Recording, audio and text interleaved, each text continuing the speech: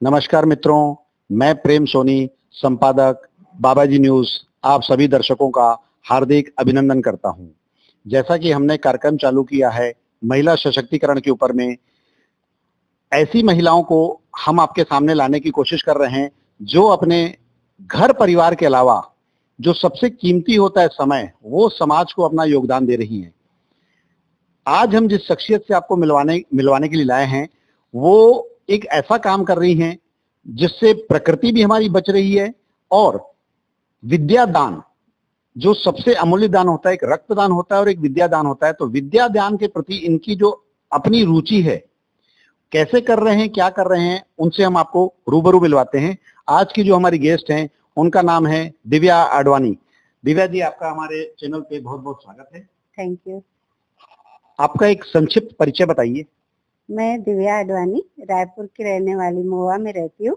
मैं राजेंद्र नगर पंचायत की भी अध्यक्ष हूँ। छत्तीसगढ़ सिंधी पंचायत की भी मेंबर रह चुकी हूँ। यहाँ सिंधु सेवा संस्कार समिति में भी जोन अध्यक्ष हूँ। मैं समाज सेविका भी हूँ। और आपको ये बताते हुए बहुत हर्ष हो रहा है कि मैंने बहुत सालों से एक कोशिश की है कि मैं, समझ लीजिए कि क्या बोलूं, एक दूसरे की हेल्प हो सके। इसलिए मैंने ना एक बुक एक्सचेंज की ग्रुप चलाई है, जिसमें बच्चे पढ़ाई कर लेते हैं, फिर दूसरे बच्चे उन बुकों को यूज कर पाए। देखा जाता है कि लोग अपनी क्लास जैसे ही पास करके आगे चले जाते हैं तो उन बुक्स की वैल्यू उनके लिए नगण्य हो जाती है या जीरो हो जाती है, या दूसरे तीसरे दिन रद्दी वाला आके 10 रुपए 20 रुपए किलो में ले जाता है। परंतु वही बुक्स जब हम लेने के लिए जाते हैं तो हजारों रुपए की आती हैं। इनके लिए आपने जो एक मुहिम चलाई हुई है कि बुक एक्सचेंज की, यह योजना या यह आपके दिमाग में कैसे और कब आई? मैं एक टीचर हूँ, मतलब टीचिंग से जुड़ी हुई थी। मैं 10-15 साल से ये काम कर रही हूँ। बस ये था कि मैं अड़ोस पड़ोस के बच्चों को जब ट्यूशन देती थी तो उन्हीं के बुक एक्सचेंज करती थी।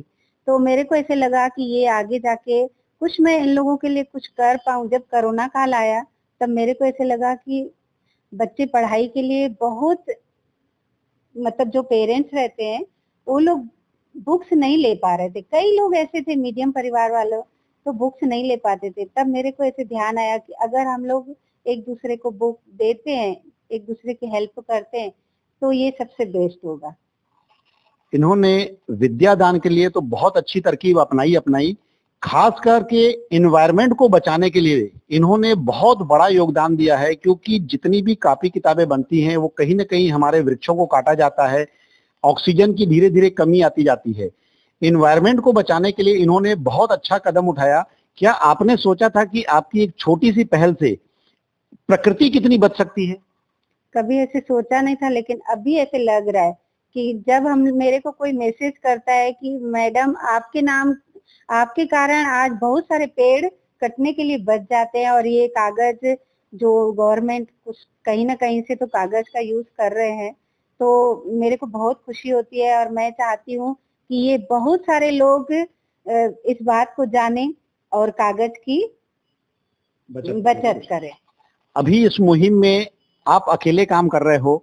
क्या आपको लगता है कि आपकी जैसी सोच वाली अगर महिलाएं पूरी छत्तीसगढ़ के आपसे जहां जुड़ते चले जाएं तो इस ग्रुप को एक बड़ा ग्रुप बनाया जा सकता है और हम कोशिश कर सकते हैं कि पूरे छत्तीसगढ़ में बुक्स को एक्सचेंज करने की और जो प्रकृति है उसको बचाने की एक मुहिम कर सकते हैं? आप बाबाजी न्यूज के माध्यम से सभी लोगों तक ये मैसेज पहुंचा सकते हैं कि अगर आपसे कोई जुड़ता है तो आपका नंबर हम शेयर करेंगे, वो आपके साथ जुड़ के अपने अपने शहरों में ये काम कर सकते हैं। उसके लिए आप क्या बोलते हैं? बिल्कुल कर भी रहे हैं। 2-3 लेडीज है जो धमतरी और कांकेर में ये मुहिम चला रहे हैं, और वो बहुत ज्यादा, यानी कि उन लोगों को रिस्पांस मिल रहा है और बहुत खुश है। मैं चाहती हूँ कि सिर्फ रायपुर ही नहीं, छत्तीसगढ़ में भी सब अपने अपने शहरों में ये सब काम करें। इसमें कोशिश ये हो सकती है कि जो निम्न वर्ग के लोग हैं जो हम तक नहीं पहुंच पा रहे हैं, उन तक हम कैसे पहुंचाएं, इसके लिए कोई योजना आपके पास है तैयार? वो तो सिर्फ एक दूसरे को बोलने से ही कर सकते हैं। निम्न वर्ग यहाँ पे जो लोग नहीं चलाते हैं मोबाइल तो कैसे जुड़ सकते हैं। मतलब हम ये भी कर सकते हैं कि आपकी संस्था तो नहीं, आप अकेली एक संस्था चला रहे हो, कि कुछ स्कूलों में पहुंचा जाए जहां पे आपका नंबर प्रोवाइड करा दिया जाए कि भाई जो बच्चे बुक्स अभी अफोर्ड नहीं कर पा रहे हैं, जिनके पेरेंट्स की आर्थिक समस्या थोड़ी सी ज्यादा है, वो आपसे संपर्क करें, ऐसा कुछ किया जा सकता है? हाँ, कर सकते हैं। आप सिंधी कम्युनिटी से बिलोंग करते हैं, एक सिंधी कम्युनिटी के लिए सवाल है कि हर समाज का अपने अपने समाज का एक न्यूज चैनल होता है, सैटेलाइट चैनल, तो क्या सिंधी समाज का भी एक चैनल होना चाहिए जिसमें कि बच्चों के लिए कार्टून, महिलाओं के लिए किचन से संबंधित, बुजुर्गों के लिए आध्यात्मिक और सिंधी पॉप सॉन्ग हो, जो आपकी यूथ जो है वो उसको सुने और अपनी धर्म संस्कृति से जुड़ा रहे? इसके बारे में आपके खुद के क्या विचार हैं? होना चाहिए, बिल्कुल सभी भाषाओं का एक चैनल होता है। हमारे बच्चे हम सिंधी बोलते ही नहीं है तो हम कैसे सिखाएंगे? जब चैनल के माध्यम से सब कार्टून्स वगैरह देखेंगे तो खुद से ही सिंधी सीख जाएंगे। तो होना चाहिए, बिल्कुल होना चाहिए। ये थी हमारी आज की डायनामिक पर्सनल, जो लोगों को एक छोटी सी सोच से समाज और प्रकृति को बदलने की कोशिश कर रही हैं। आइए हम छत्तीसगढ़ वासियों से ये अनुरोध करते हैं कि इस बुक एक्सचेंज में इनका कहीं न कहीं साथ दें और एनवायरनमेंट को बचाने की हम पूरी कोशिश करें। नमस्कार।